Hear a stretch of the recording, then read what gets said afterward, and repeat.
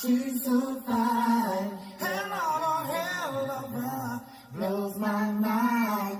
Hell on hell of her. Lights my day. What's good, guys? This story came out on Wednesday, and I want to thank Marie722 for sending it to me. Delphi murders might be connected to nearby kidnapping case, sheriff says. Investigators who for years have been working to solve the killings of two girls in Delphi, Indiana, are looking into a kidnapping suspect in nearby Lafayette, Indiana, to see if there, quote, might, end quote, be a connection, the sheriff said.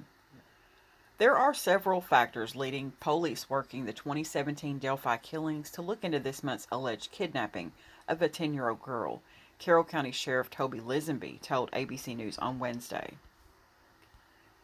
Leazenby declined to go into detail and stressed that there's no specific link at this point. He said Delphi investigators are following up like they have on several other potential leads over the years. That's a picture of a little memorial that somebody had placed beside the bridge where the girls were found in Delphi, Indiana. No arrests were ever made in the slayings of Delphi 8th graders Abby Williams and Libby German, who were killed on February the 13th, 2017, while walking on a local hiking trail. In Lafayette, about 20 miles away from Delphi, a 10-year-old girl was reported missing on April the 19th, 2021, according to the probable cause affidavit filed on Tuesday. Officers were searching the neighborhood and spoke with James Chadwell II, who allegedly said the girl had been at his home earlier but had since left, according to the probable cause affidavit. Police asked Chadwell, 42, for his permission to check his home, and Chadwell allowed the officers inside, the document said. In his basement, which was secured with a chain lock, officers found the missing girl, who was, quote, visibly distraught and crying, with her clothing on the floor beside her, end quote, the document said. The girl said Chadwell tried to kill her, according to the affidavit. That is a picture from the Tippecanoe County Sheriff's Department of James Chadwell III.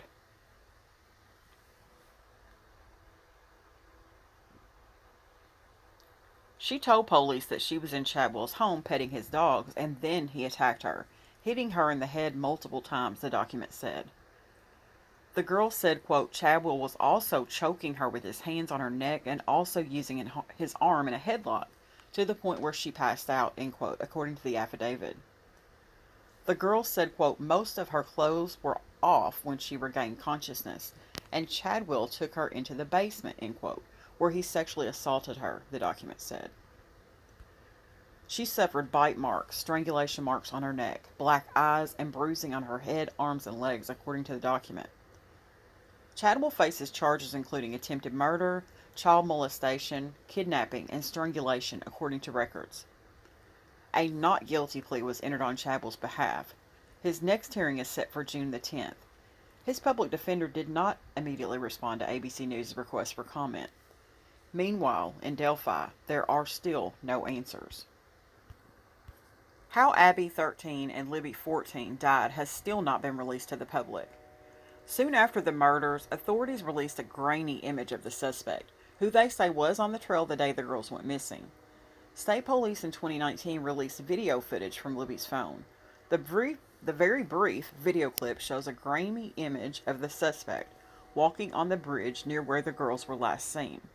And that is a picture of that very grainy image.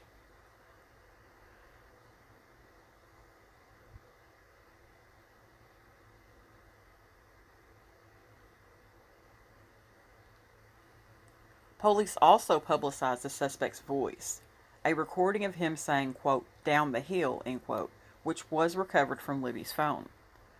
Police in 2019 released a new suspect sketch that officials said was based on a witness's recollection of what he or she saw. And here's a picture of that sketch.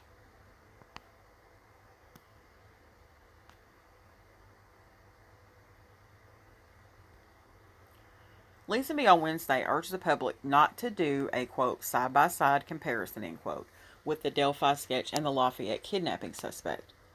Quote, someone looks like somebody. That obviously does not mean that is the person, end quote, he said.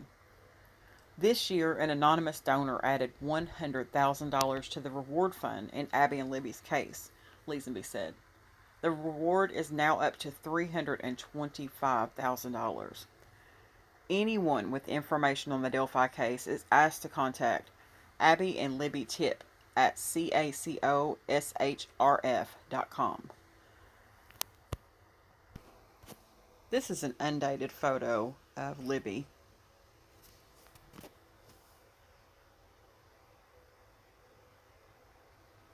And this is an undated photo of Abby.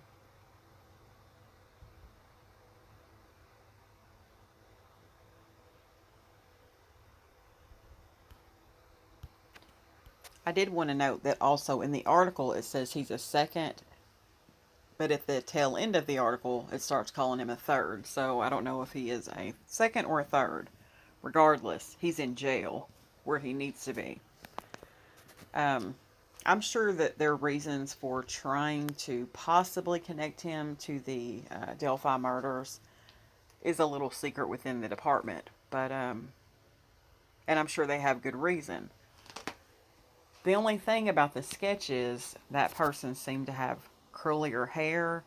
Not saying that still can't be him.